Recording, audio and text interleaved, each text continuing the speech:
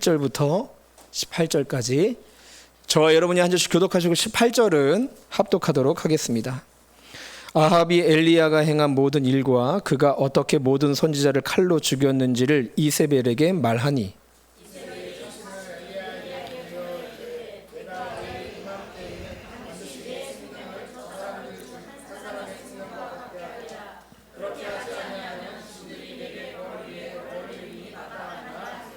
그가 이 형편을 보고 일어나 자기의 생명을 위해 도망하여 유다에 속한 브엘세바에 이르러 자기의 사환을 그곳에 머물게 하고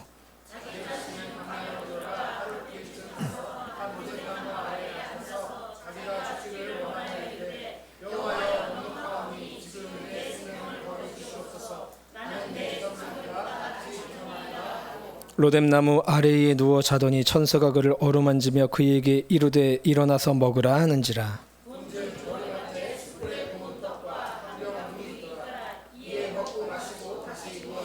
여호와의 천사가 또 다시 와서 어루만지며 이르되 일어나 먹으라. 내가 갈 길을 다 가지 못할까 하노라 하는지라.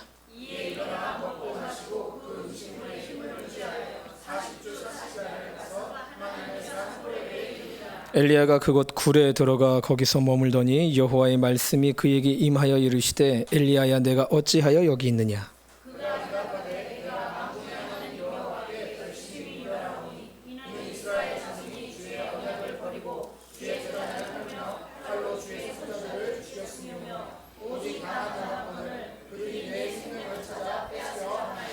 여호와께서 이르시되 너는 나가서 여호와 앞에서 산에 서라 하시니 여호와께서 지나가시는데 여호와 앞에 크고 강한 바람이 산을 가르고 바위를 부수나 바람 가운데에 여호와께서 계시지 아니하며 바람 후에 지진이 있으나 지진 가운데에도 여호와께서 계시지 아니하며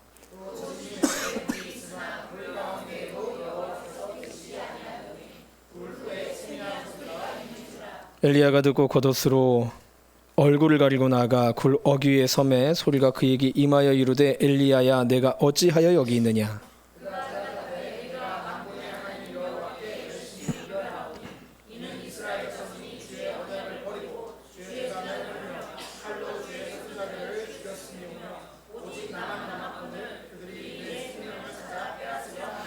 여호와께서 그에게 이르시되 너는 내 길을 돌이켜 광야를 통하여 다메섹에 가서 이르거든 하사엘에게 기름을 부어 아람의 왕이 되게 하고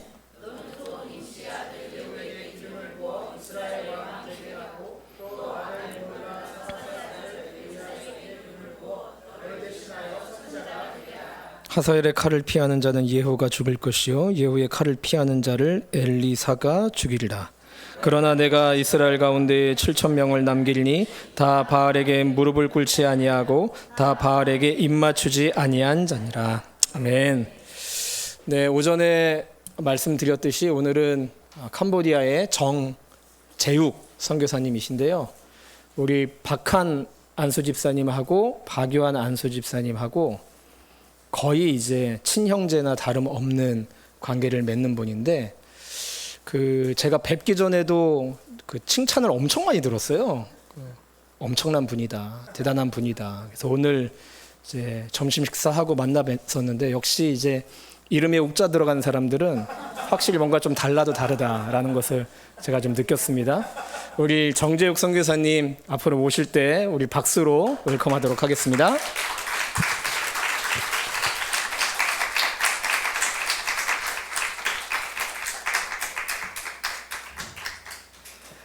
할렐루야. 네, 반갑습니다. 제가 꼭 한번 우리 제주 누리교회에 한번 꼭 와보고 싶었습니다. 왜냐하면 우리 한이 형, 박한 집사님이라고 제가 말씀을 드렸는데, 그렇죠? 우리 박한 집사님하고 또 우리 박요한 집사님, 요한 뭐 맨날 그 이름 부르다가. 이렇게 집사님을 이렇게 호칭을 붙여야 되니까 좀 제가 어색합니다. 맨날 우리 얘기 많이 들었습니다. 우리 제주 누리교회 뭐 이런 사역하고 너무 좋고 뭐 그러면서 밥하고 뭐 이런 얘기 다. 박한 집사님하고 박유한 집사님 밥 맛있습니까? 아유 감사합니다. 할렐루야. 저도 오늘 닭죽을 먹었는데 제가 원래는 이제 보통 설교자들이 좀 그렇습니다. 이게 설교하기 전에 부담스러워가지고 식사가 좀 잘 안 넘어가거든요. 그런데 제가 안 먹겠다고 했는데 한 숟가락 이제 먹어보라고 했는데 한 숟가락 먹고 눈이 제가 동그래져가지고 한 너무 또 많이 주시더라고요. 한 반은 또 제가 먹었습니다.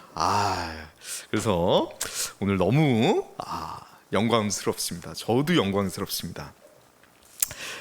우리 박한 집사님하고 박유원 집사님이랑은 대학교 때 같이 저랑 자취를 했습니다. 그래서 박한 집사님이 IBF 저희 경희대 IBF를 개척을 하셨고, 저는 이제 그 제대하고 나서 후에 이제 들어갔는데 우리 박한 집사님이 저를 이제 거두신 거죠. 네, 그래서 이제 자취하는 방에다가 재호가 와서 살자 그리고 하고, 그 방에 그 집에 똑같이 박유한 집사님이 이제 같이 살면서 박유한 집사님은 YWAM을 섬기고, 제가 발음 정확하지 않습니까? 이거 제대로 발음하는 사람 한국에 별로 없습니다. YWAM을 섬기고, 또 저랑 박한 집사님은 IBF를 이제 학생 때 섬겼습니다. 그래서 저는 여러분과 함께 좀 나누고자 하는데, 저는 어려서부터 신앙생활을 하다가 중학교 1학년 때 여름 수련회에서 예수님을 제가 처음 만나게 되었습니다. 그래서 그때 많이 울었던 것 같아요. 막 울고 막 한 2시간 울고, 그 다음에 한 달 내내 울면서 이제 학교 가고, 그래서 학교 가면서 엄마가 이제 많이 걱정하셨죠. 넌 왜 이러고 다니니?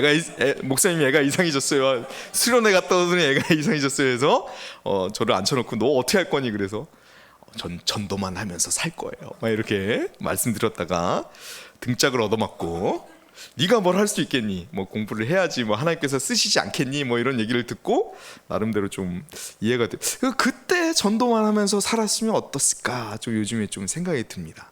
괜찮았을 것 같아요, 그때도. 예, 어머니의 사기에 제가 말려서 그래도 공부를 잘해야지 큰 일꾼 되지 않겠니? 이런 이제 사기에 제가 이제 말려서 공부를 또 하게 되었습니다. 그래서 그러다가 제가 IBF 마지막 수련회를 제가 겪었는데, 그때 2000년도인가 그랬던 것 같아요. 그때 선교사로 제가 부르심을 받게 됩니다. 제가 가장 제 삶의 목표가 나주님의 기쁨 되기 원하는 거예요. 그래서 나주님의 기쁨 되기 원하는 그 찬양을 제가 제일 좋아합니다. 그래서 어떻게 하면 주님의 기쁨 되기면서 살 수 있을까요? 늘 기도했는데, 그때 강사 목사님이 이렇게 얘기하시는 거예요. 여러분, 예수님께서 뭘 가장 기뻐하시는지 아십니까? 이렇게 물어보시는 거예요. 그래서 제가 귀가 막 이만해졌죠. 막 20년 넘게 제가 기다리고 있었습니다 하고 딱 듣고 있는데, 한 번도 복음을 듣지 않은 족속에게, 한 번도 복음을 듣지 않은 자에게 가서 복음을 증거하는 것을 가장 기뻐하십니다. 이렇게 말씀해 주시는 거예요. 그래서 제가 아멘하고 그때 똑똑히 하나님께 이렇게 말씀드렸습니다. 주님, 저 서원하는 겁니다. 선교사로 서원하겠습니다. 잘 들으십시오.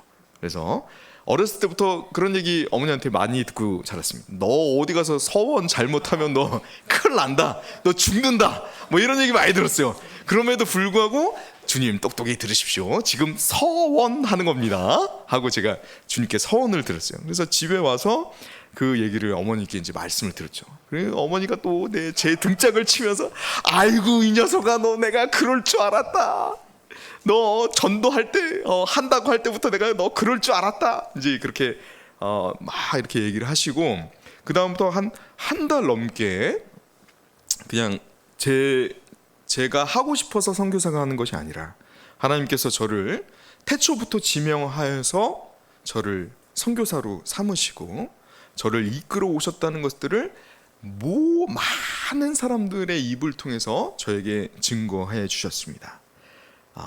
그리고 졸업하고 나서 27살에 중국으로 1년간 단기 선교를 갔었습니다. 왜냐하면 그때 선교는 어떻게 해야 되는 거야 제가 많이 물어봤는데 잘 모르겠더라고요. 이 사람 얘기하고 저 사람 얘기하는데 그 사람들도 믿을 수도 좀 없었고 뭐 안 갔다 온 사람이 뭘 그렇게 안다고 나한테 많이 얘기해 막 이런 교만한 마음이 들어가지고 일단 가자, 난 간다, 그리고 난 졸업 후에 간다 하고 이제 빠이빠이 하고 이제 중국으로 간 거예요. 그래서 중국에서 딱 갔는데 그러면 여기 제일 빡센 데가 어디입니까? 제일 빡센 데로 보내십시오 했더니 우르무치라는 곳이 제일 빡세다는 거예요. 그래서 중국에 그 위그르 이제 족이 있는데 우르무치 시에서 제가 1년간 단기 선교를 하게 됩니다.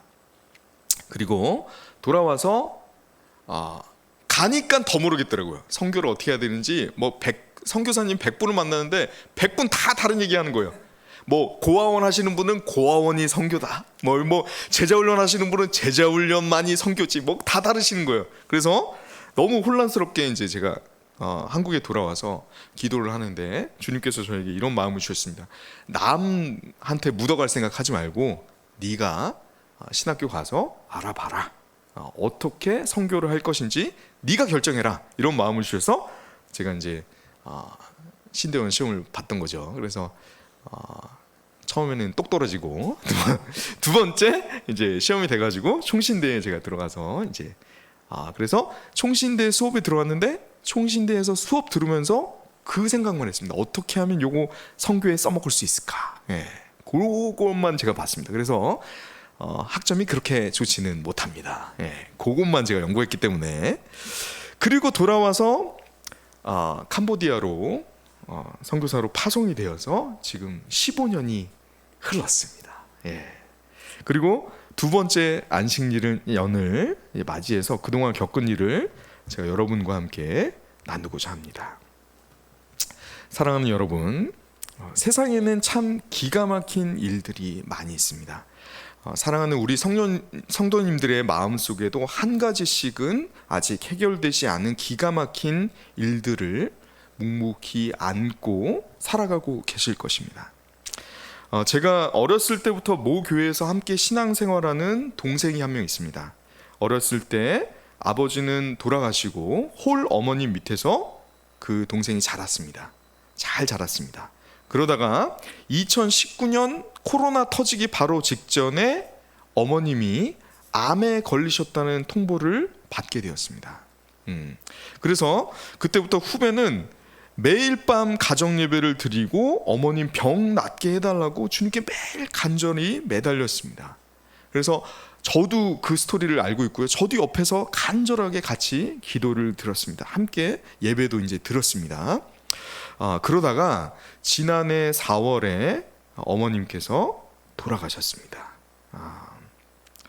제가 그 후배에게 뭐라고 해줄 얘기가 없더라고요. 그리고 나서 제가 사랑하는 그 후배는 예배만 드리는 상태가 되었습니다. 제가 몇 번 얘기했는데 그 후배가 얘기하길, 형, 그 부분을 내가 지금 건드리게 되면 형, 나는 영원히 하나님으로부터 멀어지게 될 것 같아. 이렇게 담담하게 저에게 얘기하더라고요. 제 사랑하는 후배는 제 사랑하는 후배의 신앙은 그때부터 주저앉게 된 것입니다.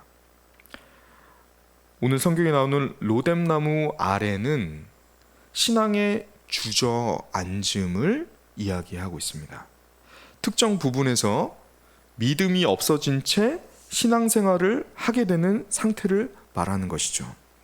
오늘 성경의 엘리야 선지자도 기가 막힌 일을 당해서 그의 신앙이 주저앉게 되었습니다. 4절 말씀 저희가 한번 함께 읽어보겠습니다. 4절입니다. 시작. 자기 자신은 광야로 들어가 하룻길쯤 가서 한 로뎀나무 아래에 앉아서 자기가 죽기를 원하여 이르되 여호와여 넉넉하오니 지금 내 생명을 거두시옵소서. 나는 내 조상들보다 낫지 못하나이다 하고. 엘리야는 하나님으로부터 얼마나 기가 막힌 일을 당했는지 아주 제대로 죽을 결심을 하고 브엘세바, 그 가나안의 제일 마지막 땅이죠. 거기에서 사환을 남겨놓고 거기에서 하룻길을 더 갑니다. 완전히 광야 깊숙이 들어가는 것이죠. 그리고 엘리야는 죽을 결심을 하게 됩니다. 엘리야는 왜 이렇게 죽으려고 한 것일까요? 이 앞장에서 일어난 18장에서 일어난 일이 바로 엘리야가 죽고자 하는 이유였기 때문입니다. 이 앞장에서는 무슨 일을 다루고 있습니까? 갈멜산의 승리를 다루고 있습니다. 예, 이스라엘 지도를 이렇게 그리면은 이렇게 뾰족 튀어나온 부분이 있지 않습니까? 이렇게 그리다가 이렇게 뾰족 튀어나온 부분 있죠? 거기가 바로 갈멜산입니다. 거기에서 전투가 벌어진 거예요. 뭐죠? 우리가 알듯이 갈멜산에서 엘리야가 바알 제사장 450명, 아세라 제사장 400명 해가지고 850명과의 싸움에서 승리한 후입니다. 네. 그래서 바알 제사장 450명을 죽이죠. 네. 그 기손 시내가에서 다 죽입니다. 하나님께서 하늘에서 불을 내려서 엘리야를 이기게 하셨습니다. 만약에 우리가 정말 하나님께서 이 세상에 살아계심을 나타내고 정말 엄청난 기적을 이 땅에 내려주십시오라고 우리가 요청한다면, 사랑하는 여러분, 이 성경을 통째로 다 볼 때 어떤 일이 기억에 남을까요? 네, 저는 모세가 홍해를 가른 그 기적과 두 번째로는 이 엘리야가 기도하여서 하늘에서 불이 떨어진 걸 가장 큰 기적으로 꼽습니다. 이거 엄청 어려운 겁니다. 예, 조그만한 제단에 하늘의 불이 떨어져서 그것을 정통하고 바알 제사장이 자기의 몸을 찢고 아침부터 시작해서 저녁까지 막 울부짖어도 불이 내려오지 않던 게, 조그만 불씨도 내려오지 않던 게 물을 막 붓고 15리터 20리터나 되는 물을 막 붓고 제단을 쌓고 조그만 제단이 있는데 불이 떨어져서 그 제단을 사르고 모든 물에 도랑에 있는 물을 핥았다고 할 만큼 완전한 그 기적을 이룬 사건이 바로 갈멜산에서의 사건입니다.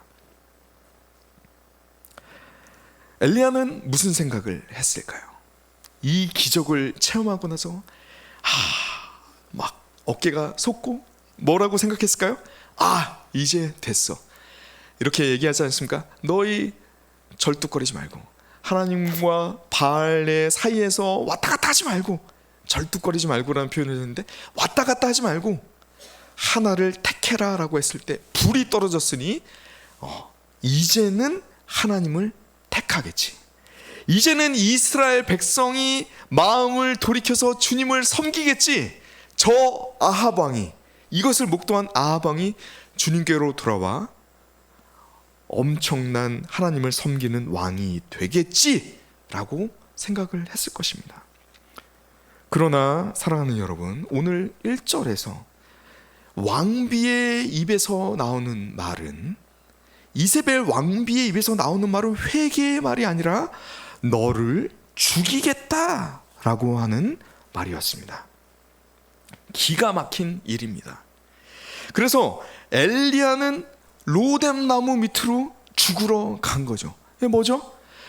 하나님께서 더 큰 기적을, 이룰 수 없는 기적을 보여주셨음에도 불구하고 이스라엘 백성은 회개가 되지 않는 거예요. 절망이죠. 이거보다 더 큰 기적 뭐가 필요할까요? 어떤 기적이 나오면은 더 큰 기적을 보여줄 수 있을까요? 이거 외에는 더 큰 기적은 없습니다, 이 세상에. 그런데 그 기적을 경험했음에도 불구하고 회개는커녕 내가 너를 죽이겠다라고 이세벨 왕비가 그렇게 이야기하였습니다. 그래서 엘리야는 로뎀나무 밑에 주저앉게 되었던 것입니다. 우리와 똑같이 엘리야도 로뎀나무 밑에서 주저앉게 되었던 것입니다. 사랑하는 여러분, 엘리야가 로뎀나무 밑에 주저앉아서 자기의 죽음을 바라며 자기의 모든 신앙을 내려놓으며 죽음을 하나님께 바랬던 그 순간, 엘리야의 생각은 무엇이었을까요? 엘리야는 왜 로뎀나무 밑에 주저앉게 되어버린 걸까요? 사랑하는 여러분, 우리는 언제 로뎀나무 아래 주저앉게 됩니까? 그것은 바로 모든 사람이 동일합니다. 하나님은 이건 하실 수 없어 라는 생각이 우리의 마음속으로 들어올 때 우리는 주저앉게 됩니다. 엘리야도 우리와 마찬가지였습니다. 하늘에서 불이 내려오고 850명을 이기고 다 죽였는데도 저 이세벨이 살아서 하나님의 선지자인 날 죽이려고 하는구나. 이거는 하나님도 하실 수 없어. 그리고 우리는 하나님을 이해해드리기 시작합니다. 주님, 이제까지 저에게 잘해주신 거 제가 감사합니다. 그런데 주님 이거는 좀 못하시는 것 같아요. 하나님, 세상을 창조하셨지만 요거는 못하시는 것 같아요. 그러니까 요 부분은 제가 이해해드리겠습니다. 사랑하는 여러분, 그때부터 우리의 신앙은 죽어가기 시작합니다.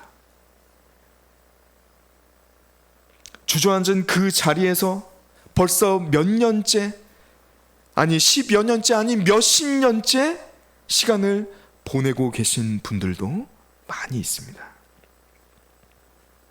저도 로뎀나무 아래서 많은 시간을 보냈습니다. 캄보디아 선교의 15년 동안의 역사는 배신의 역사였습니다. 제가 아무리 기도하고 사랑을 쏟아 부어도 캄보디아 제자들은 자신에게 득이 될 것이 없다고 생각이 되면 뒤도 돌아보지 않고 떠나갔습니다. 13년쯤 지났습니다. 2년 전이죠. 이제는 나갈 애들 다 나가겠구나 라는 생각이 들었습니다. 그런데 웬일입니까? 제가 가장 신뢰하고 가장 열심히 말씀을 가르쳤던 니응이라고 하는 전도사가 있었는데, 여자 전도사가 있었는데 주님과 저를 배신하고 교회를 나가버렸습니다. 너 왜 나가니 물어보니까, 목사님, 원래 제 비전은 썬데이 크리스천이 되는 거였어요. 이렇게 얘기하더라고요. 적당히 돈을 많이 벌면서 구원은 받아야 되겠으니까 주일에 예배는 나와줄게, 약간 이런 느낌이었던 것 같아요. 주일날 예배는 드릴 것인데 돈도 많이 벌면서 살고 싶고 가족 봉양도 많이 하고 싶다는 겁니다. 그래서 제가 이렇게 얘기했습니다. 그럼 직장을 다니면서, 그래, 너 마음대로 한번 하고 싶은 대로 한번 해봐라. 직장 다니면서 교회 다녀라. 그런데 그런 신앙으로는 전도사는 할 수 없다. 전도사 내려놔라. 이렇게 했더니 기분 나쁘다고 교회를 떠나더라고요. 그러더니 다른 교회 가서 전도사를 하고 있는 겁니다. 기가 막히지 않겠습니까, 여러분? 뭡니까? 막상 직장 다닐 생각하니까 자기 받아주는 데가 없는 거예요. 했던 일이 전도사였기 때문에 전도사를 또 하게 되는 거예요. 전도사가 직업이 되어버린 것이었죠. 그래서 저와 윤은진 선교사, 제 아내는 또 남은 애들 키우면 되지라고 하면서 남아있던 3기 제자훈련생을 훈련시켰습니다. 제가 제자훈련을 저희가 열심히 했습니다. 그래서 가서 1기, 2기, 3기, 4기만 쫙 이렇게 시켰습니다. 그래서 1기에서 뭐 했던 그 한 명이 니응이라는 전도사였던 거예요. 1기 나가니까. 2기에는 또 도망갔습니다. 2기는 다 도망가서 사라졌고 3기가 이제 남아있는 거예요. 그래서 그래, 3기가 남아있으니까 3기 또 열심히 훈련시키자라고 하면서 훈련시켰습니다.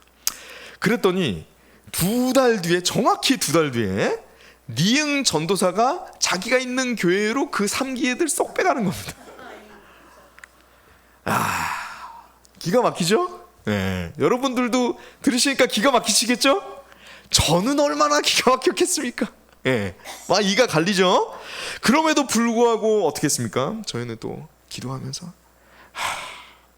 그래, 4기가 또 남아있지, 4기를 또 시키자 하고 또 열심히 윤은진 선교사와 저는 열심히 또 아이들을 훈련을 시켰습니다. 그래서 한 2달 정도 지나니까 뭐 헌금하는 것도 좀 할 수 있고, 뭐 찬양도 할 수 있고, 뭐 소그룹 인도도 할 수 있고, 좀 할 수 있게 된 거예요.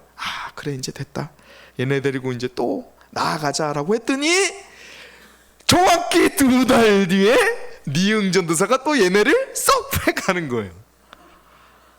야, 이게 뭐 한국 교회만의 문제가 아닙니다. 예.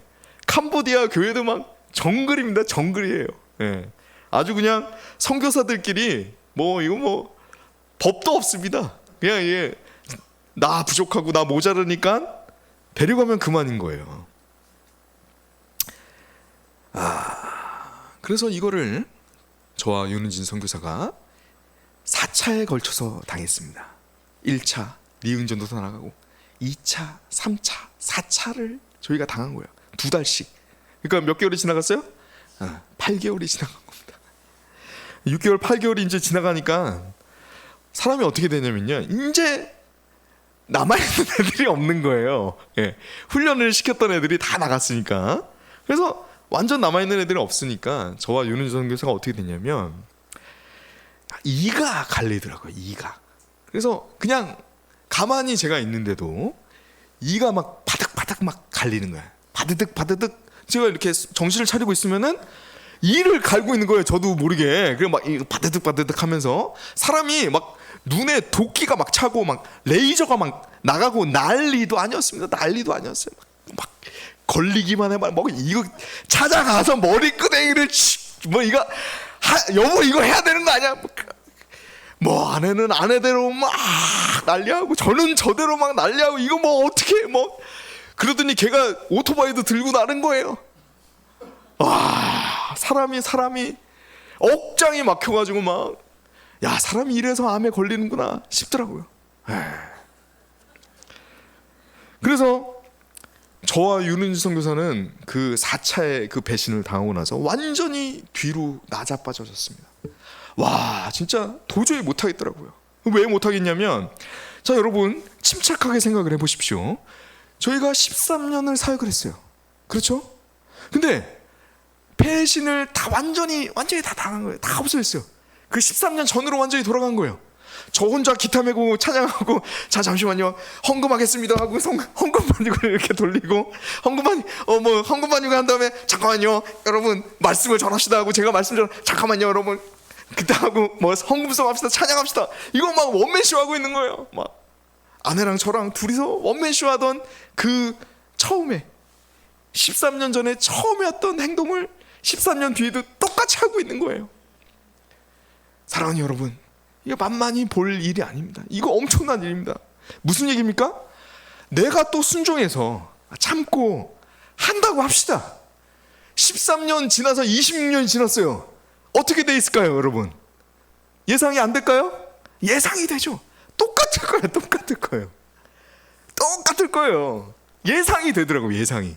그러니까 예상이 되는 일을 못 하겠더라고요. 이거 또 이렇게 배신당하고 또 상처받고 또 아무것도 남지 않게 될 텐데 이거 내가 왜 하고 있나라는 생각이 그때 저에게 다가오기 시작했습니다. 더 이상 선교를 할 힘이 없었습니다. 그러다가 힘이 빠져 있는데 갑자기 화가 나는 거예요. 그래서 아내는 아내대로 저 방에 가서 막 주님과 막 싸우고 있고 저는 저대로 이렇게 막 하면서 화를 막 뿜으면서 주님께 눈을 막 부라리면서 막 손가락질하면서 막 이제 얘기하는 거죠. 기도죠. 이게 기도죠. 아유 막 하면서 이렇게 막 하는 거예요. 그래서 제가 그 전문을 잘 적어놨습니다. 오늘 그 전문을 여러분에게 소개를 하도록 하겠습니다. 제가 막 손가락을 부라리면서 막 찌르면서 오케이 됐습니다. 주님이 이렇게 나오시면 저도 다 생각이 있습니다. 제가 정확하게 전문을 옮겼습니다.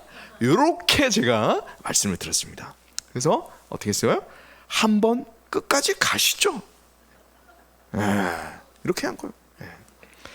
그래서 저만 그런 줄 알았더니 이 성경에 보시면 4절에 주여 넉넉하오니라는 말이 있습니다. 이제 이게 원래 원문으로 어떻게 번역하냐면 it's enough라는 뜻입니다. 그게 뭐냐면 뭐 사투리로 옮기면 이런 거죠.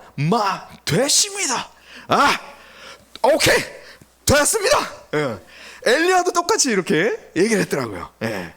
그래서 제가 곰곰이 생각하면서 막 하나님께 막 쏟아 부었습니다. 막 쏟아 부으니까 막 쏟아부으니까 막 한참 쏟아붓고 나니까 사람이 어떻게 됩니까, 여러분? 힘이 듭니다. 그래서 힘이 들어가지고 이제 이렇게 약간 막 다 에너지가 나가서 이렇게 누워 있는데 갑자기 세미한 음성으로 주님께서 이렇게 말씀하시는 것 같았어요. 저한테 뭐였냐면, 재우가 너 선교 열심히 했니? 제가 그 말을 듣자마자 또 웃음이 나오면서 다시 전투력이 상승하기 시작하더라고요. 그래서 이렇게 나오시겠다 이거죠. 주님 제가 13년 동안 할 거 안 할 거 다 했습니다 하면서 그동안 했던 거 다 쏟아부었어요. 뭐 했고 말씀을 다 들었더니 주님이 듣고 계시다가 딱 한마디 하시는 거예요. 뭐냐면, 그래 재우가 그랬구나. 근데 큐티는 이렇게 얘기하시는 거예요. 제가 곰곰이 생각해 보니까 사역은 굉장히 열심히 했는데 큐티도 하긴 했어요. 그런데 매일 하진 않았더라고요. 제가 꼬박꼬박 하진 않았어요. 그래서 제가 주님께 이렇게 말씀드렸죠. 주님 이렇게 나오시는 거죠. 꼬투리 잡으셨네요. 오케이 알겠습니다. 오케이. 그래서 제가 주님께 이를 갈며 바득바득 갈며 눈을 막 부려리면서 주님께 말씀드렸습니다. 주님, 오케이 알겠습니다. 제가 6개월간의 시간을 드리겠습니다. 6개월 동안 하루도 빠짐없이 3가지 색깔 볼펜을 사용해 가면서 제가 큐티를 하겠습니다. 큐티를 하루도 빠짐없이 제가 정확하게 또박또박 3가지 색깔을 사용하면서 상황 검은색, 말씀 파란색, 적용 빨간색 하면서 제가 열심히 할 테니까 6개월 안에 저를 배신하고 도망갔던 애들 중에서 한 명이라도 제 앞에 불러내서 무릎 꿇리고 제게 잘못했다고 말하게 해 주십시오. 주님 이렇게 안 하고는 저는 이제 도저히 선교 못하겠습니다.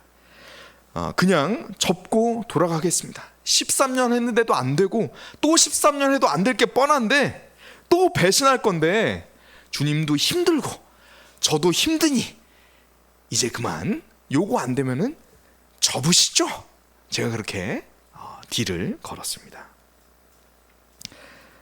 사랑하는 여러분, 저의 로뎀나무 밑은 이런 겁니다. 캄보디아 아이들은 또 배신할 건데 이건 하나님도 변화시키지 못해 라는 생각이었습니다. 그러나 하나님께서는 우리가 로뎀나무에서 벗어나 여정을 떠나기를 원하고 계십니다. 5절 6절 말씀 제가 한번 읽어보겠습니다. 로뎀나무 아래 누워 자더니 천사가 그를 어루만지며 그에게 이르되 일어나서 먹으라 하는지라. 본즉 머리맡에 숯불에 구운 떡과 한 병 물이 있더라. 이에 먹고 마시고 다시 누웠더니, 하나님께서 주의 천사를 보내어 숯불에 구운 떡과 물을 보내주십니다. 정확한 번역은 뭐냐면 뜨끈뜨끈하게 달궈진 돌 위에 놓여져 있는 브레드 케이크입니다. 빵 케이크라고 하는 건데 빵은 아닌 것 같은데 좀 더 맛있는 종류인 것 같아요. 저희 아내가 이 케이크와 빵에 민감해서 굉장히 이 말씀을 좋아합니다. 브레드 케이크입니다. 브레드 케이크. 근데 따끈따끈한 거 있잖아요. 오븐 위에 올려진 따끈따끈한 거. 그런 게 아니에요. 그냥 뭐 식은 빵 쪼가리가 아닙니다. 그거를 주신 거예요. 제가 7절 한번 더 읽어보겠습니다. 여호와의 천사가 또 다시 와서 어루만지며 이르되 일어나 먹으라. 내가 갈 길을 다 가지 못할까 하노라 하는지라. 하나님께서는 천사를 다시 보내어 로뎀나무에서 완전히 쓰러져 있는 엘리야를 다시 보듬어 주십니다. 맨 처음에 하신 게 어루 만지시는 거죠. 어루 만지시는 게 뭘까요? 이렇게 머리 쓰다듬어 주고 뭐 이렇게 팔 이렇게 하고 뭐 그런 거 아니겠어요? 고생이 많다 이렇게 하는 거 아니겠습니까? 그래서 인기척에 눈을 떴는데 천사는 안 보이고 브레드 케이크만 이제 보이는 거죠. 뜨거운 그 핫스톤 위에 있는. 그래서 그 엘리야가 뭡니까? 이거 먹고 다시 죽여라, 날 죽여라 하고 자는 거예요. 그걸 한번 또 하시는 거예요. 그래서 또 먹고 다시 잤겠죠, 저희는. 근데 뭐 몇 번을 자더라도 하나님께서는 계속 천사를 보내셨을 겁니다. 하나님께서 다시 천사를 보내어 또 음식을 주시면서 말씀하십니다. 내가 갈 길을 다 가지 못할까 하노라. 이것을 정확히 번역하면 이렇습니다. 많이 먹어라. 그 여정이 굉장히 고될 것이다. 무슨 얘기입니까? 가라는 얘기입니까? 가지 말라는 얘기입니까? 가라는 얘기죠. 예. 성경은 우리에게 두 가지를 이야기하고 있습니다. 우리가 기가 막힌 일을 당해서 로뎀나무 밑에 자빠져 있을 때 여정을 시작하라라고 말하고 있습니다. 그리고 그 여정은 쉽지는 않을 것이다 라고 이야기해 주고 있습니다. 이 여정은 자칫하면 영원히 하나님을 잃어버릴 수도 있을 것 같은 여정입니다. 내가 이때까지 쌓아왔던 신앙이 와르르 무너져 버릴 것 같은 기분이 들게 하는 여정이죠. 성경은 저와 여러분에게 지금 힘을 차리고 로뎀나무 밑에서 일어나 하나님을 믿고 시험해보고 결판을 짓는 그 여정을 시작하라고 말하고 있습니다. 신앙을 잃어버릴 수도 있으니 거기 앉아 있으라 라고 말하고 있지 않습니다. 그럼에도 불구하고 우리는 몇 년째 같은 떡과 물을 먹으며 우리는 다시 누워있고 있지 않습니까? 엘리야는 로뎀나무 밑에서 일어나 그 여정을 시작합니다. 8절 말씀 저희가 한번 함께 읽어보겠습니다. 시작. 이에 일어나 먹고 마시고 그 음식물의 힘을 의지하여 40주 40야를 가서 하나님의 산 호렙에 이르니라. 예, 아멘. 저는 이 말씀을 처음에 읽을 때 굉장히 의아했습니다. 사람이 40주 40야를 잠도 안 자고 걸어서 갈 수 있을까? 저는 이번 일을 겪으면서 엘리야가 40주 40야를 걸을 수 있었던 원동력이 무엇인지 알게 되었습니다. 그것은 악의 받침입니다. 예. 이를 갈면서 오케이 하면서 이치 이나프 하면서 마 됐습니다 하면서 내가 이거 듣고 죽는다. 그래 한번 죽어 뭐라고 말씀하시니 내가 한번 요거 듣고 죽는다 하고 40주 40야를 막 하신 거죠. 하나님과 6개월 큐티 약속을 하고 그 여정을 시작했던 원동력이 바로 악의 받침이었습니다. 저는 악에 받쳐서 큐티를 하기 시작했습니다. 그게 바로 올해 작년인가요? 작년 3월 1일이었습니다. 작년 3월 1일이었어요. 그래서 저의 삶의 목적은 큐티였습니다. 아침에 일어나는 큐티 해야지. 가자 큐티다. 책을 펴고 아주 그냥 볼펜으로 막 뒤가 막 빵꾸가 날 때까지 큐티 상황하면서 막 하는 거예요. 파란색 말씀 파란색 막 적용 빨간색 하면서 막 하는 거 막 뒤에 막 빵꾸가 나더라고요. 막 하는 거예요. 막 또박또박 이거 좀 약간 좀 삐뚤어졌네. 다시 내가 한다. 요거 하고 6개월 주님 6개월 1일 부족한 6개월 남았습니다 하고 이렇게 큐티하니까 하루가 다 끝난 것 같더라고요.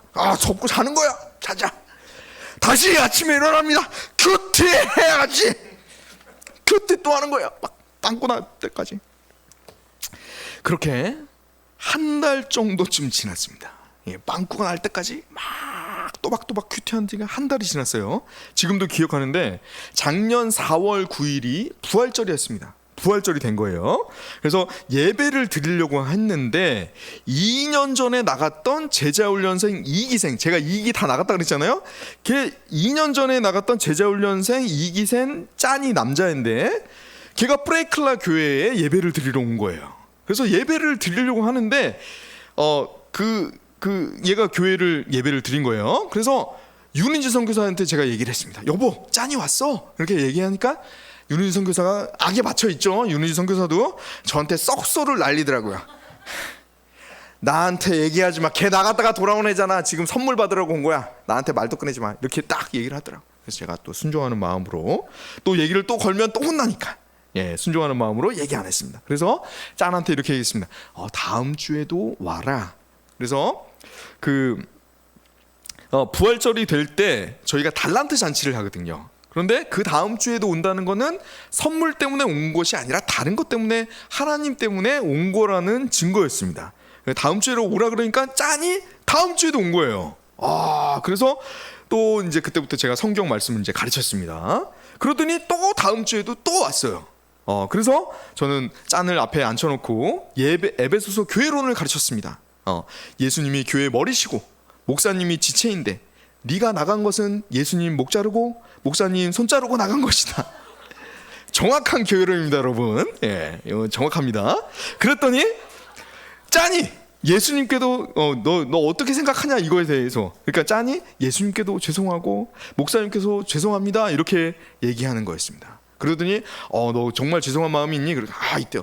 너 좀 똑바로 좀 목사님한테 똑 한번 정확하게 또 용서를 빌 수 있겠니? 그러니까 애가 팍 정산을 취하더니 팍 하더니 쏨또 딱 하더라고요.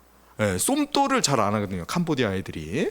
이 킬리필드 역사 때문에 자기의 잘못을 인정하는 순간 이제 형장의 이슬이 되는 겁니다. 그 전통이 내려와가지고 미안하다는 얘기를 정확 안 해요, 애들이. 그런데 걔가 정확하게 이렇게 딱 하더니 쏨또, 이게 이렇게 올라갈수록 이제 존경의 핏이 된 겁니다. 이거 이제 아래 사람한테 하는 거고, 조금 괜찮은 사람한테 하면 이렇게 하고, 뭐 부모님한테는 이렇게 하고, 뭐 존경스러운 뭐 이렇게 올라오더라고요. 예, 그래서 이렇게 올라오더라고요. 그래서 뭐 용돈 주면은 막 이게 이렇게 올라옵니다. 이렇게 가면 되게 그래요. 갑니다. 여기까지 올라오더라고요. 여기까지 많이 올라왔네. 제대로 하는구나. 뭐 이렇게 제가 이렇게 했습니다.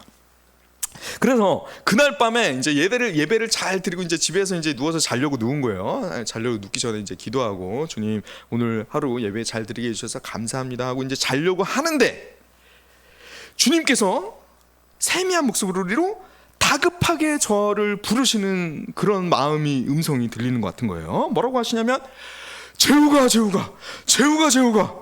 도망간 애 중에 한 놈 잡아서 내 앞에 앉혀서 미안하다고 말하게 했다? 와, 이렇게 얘기하시는 거예요. 그래가지고 제가 약간 이렇게 당황해가지고 제가 왜 당황했냐면, 지금 1차, 2차, 3차 나갔던 애들이 다 여자애들이거든요.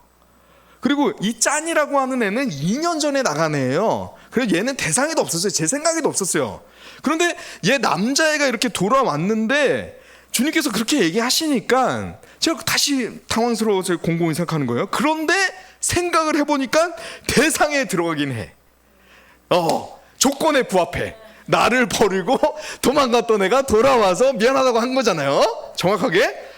그래서 제가 정신을 차리고 가만히 있다가, 주님, 그러면은 주님께서 약속을 지키셨으니 저도 약속을 지켜 남은 인생 선교사로 주님을 캄보디아의 선교사를 열심히 하겠습니다 라고 제가 주님께 말씀을 드렸습니다.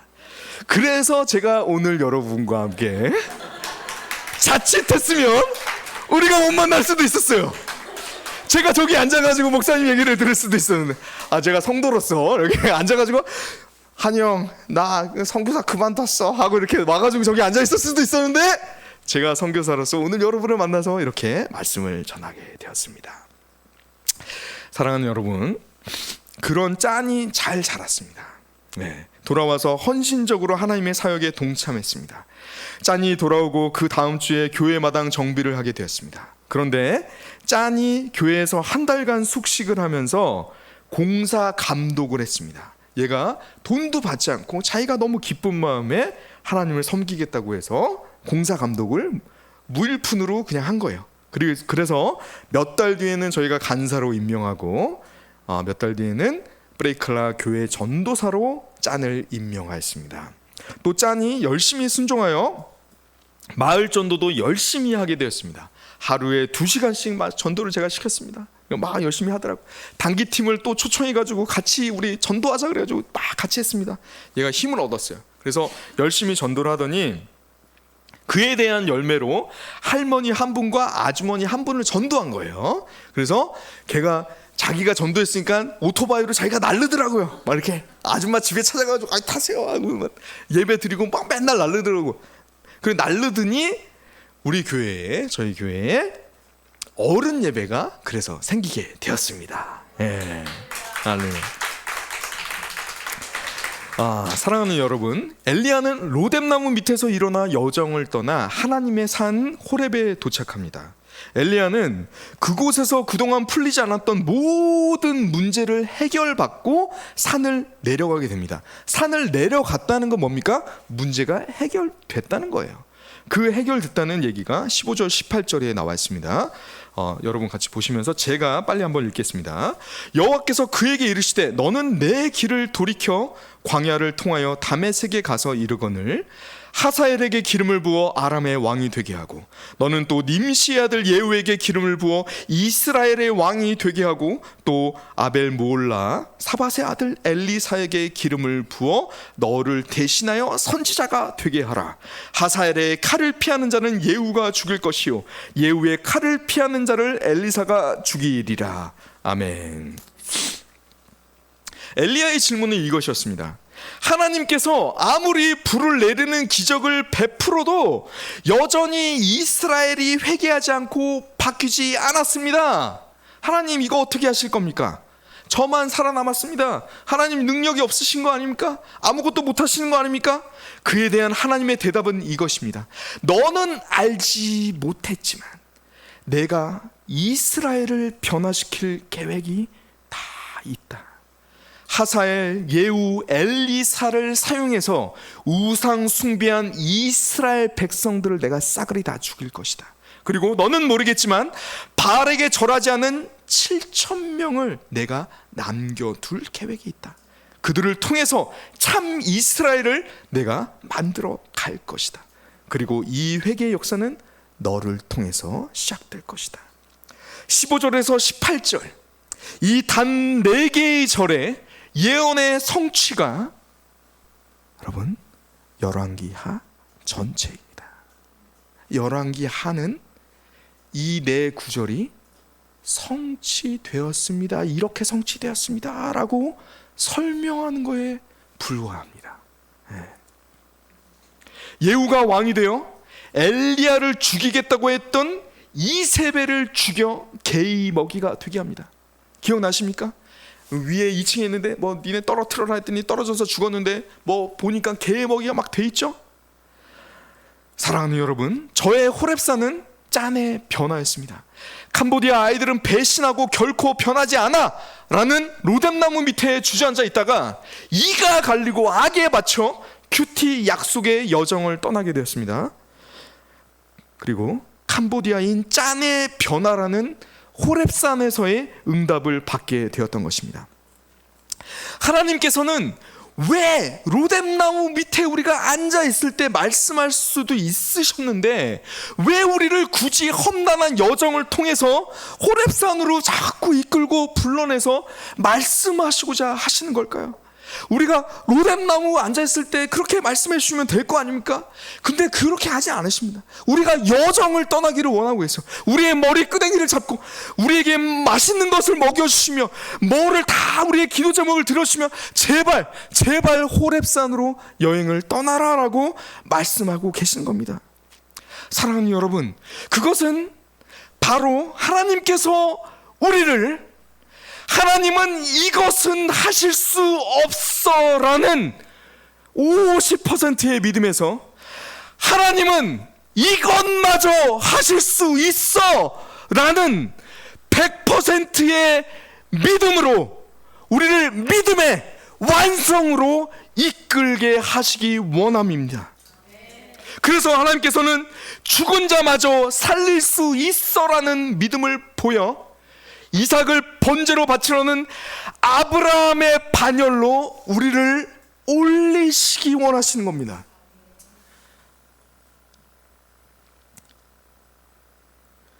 하나님의 계획은 포기를 모르십니다.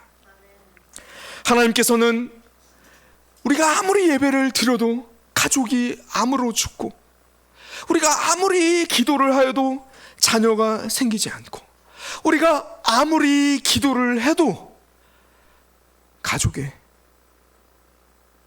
붕괴를 막을 수 없던 우리의 그 처절했던 그 상황들,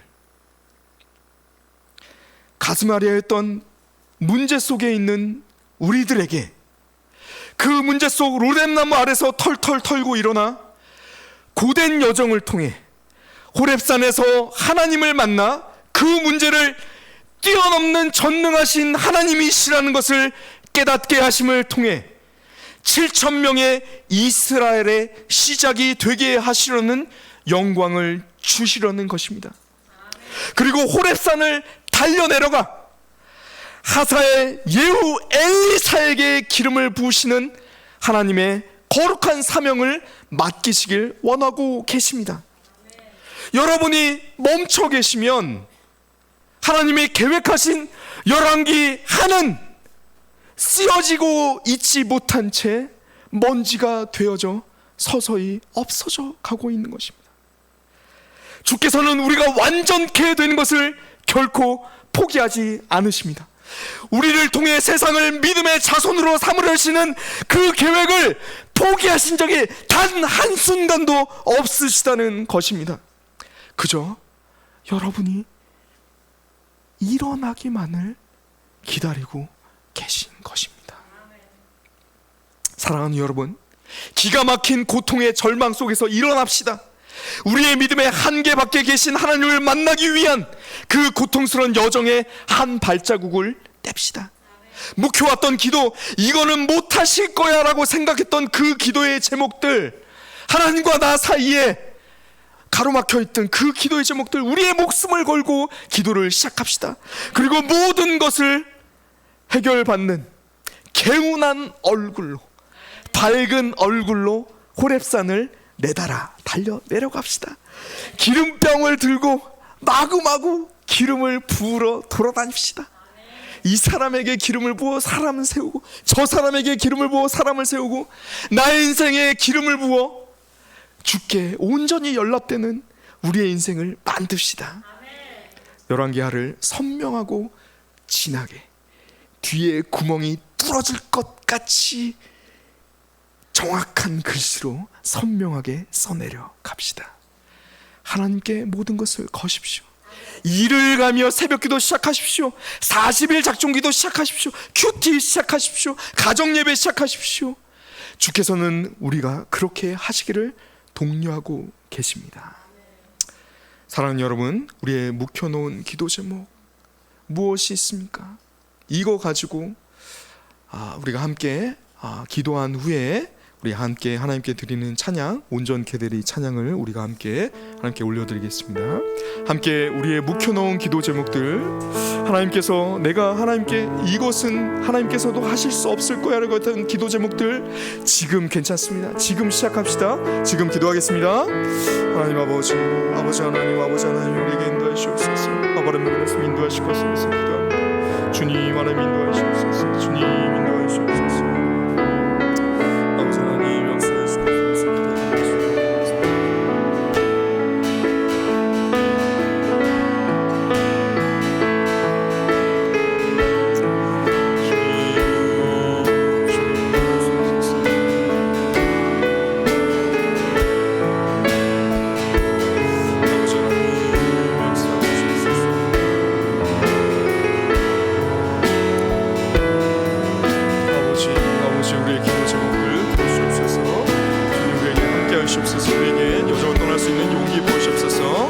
주 앞에 나와 제사를 드리네.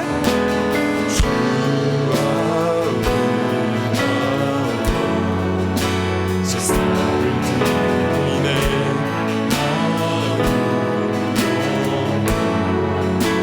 제사를 드리네.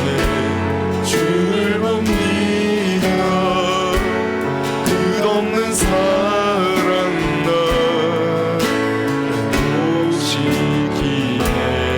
주 앞에 나와 주 앞에 나와 제사를 드리네.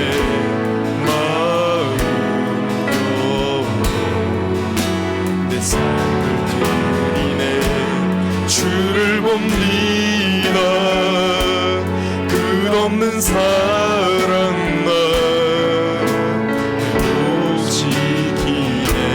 이제 눈 들어 주 보내. 그 능력 날 새롭게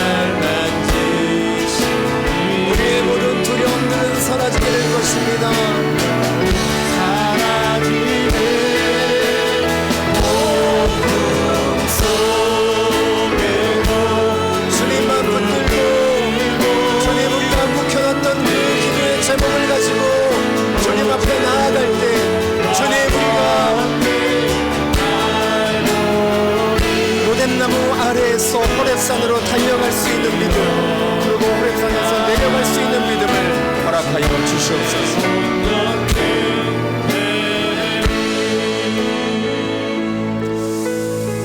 네, 시간 조금 지났는데요. 그래도 우리 정재욱 선교사님, 윤은진 선교사님 좀 앞에 모셔서 구체적인 기도의 제목이 뭔지 좀 우리가 기도의 제목을 듣고 함께 축복하고 기도한 후에 오후 예배를 좀 마쳤으면 좋겠습니다. 선교사님.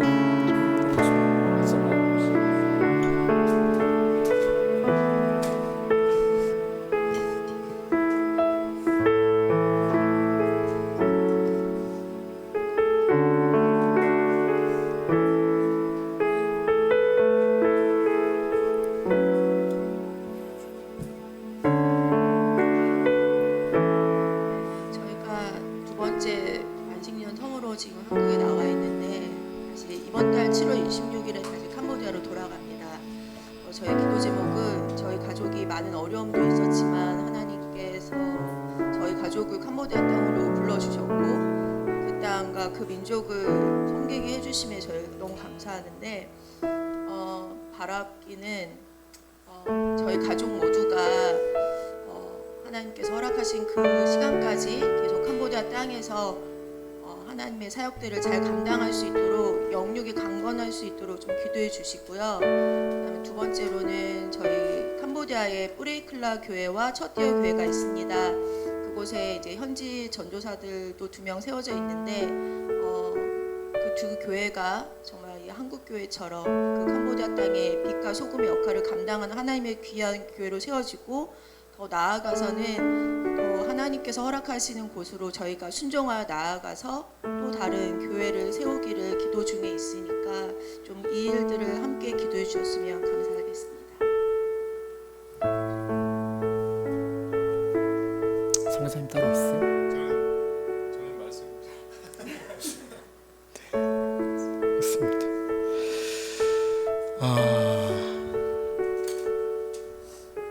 우리 이 시간 함께 두 손을 뽑고 두 가지의 기도 제목입니다. 참 많이 사람에게 상처 받았지만 또 하나님께서 사람을 통해 그 상처를 회복시켜 주는 것들을 경험하게 되어지는데 아들이 둘 있답니다. 18살, 13살인데 온 가족이 캄보디아로 보내신 하나님의 그 부르심에 맞게 쓰임받는 귀한 가정이 되어줄 수 있도록 더불어 캄보디아에 우리 선교사님 통해서 세워주신 그 두 교회가 현지인 사역자들을 통해 잘 세워지고 또 다른 교회들이 계속해서 개척되어져서 하나님의 나라가 계속해서 확장되어지는 이 캄보디아를 위해서 우리가 함께 두 손을 뻗고 함께 기도함으로 나아가도록 하겠습니다. 하나님, 이 시간 우리가 정재욱 선교사님, 윤은진 선교사님을 예수님의 이름으로 축복합니다. 그곳에서 참 많은 상처가 있었습니다. 세워놓으며 배신하고 또 세워놓으면 배신하고 그래서 하나님 우리를 왜 하필 이곳에 보내셨는가 원망하고 따지고도 들었지만 그러나 주님 왜 하필 그 많은 사람들 가운데 우리를 이 귀한 땅 캄보디아로 보내셨는가를 다시금 깨닫게 하시고 다시금 도약할 수 있는 기회를 허락하시네 감사합니다.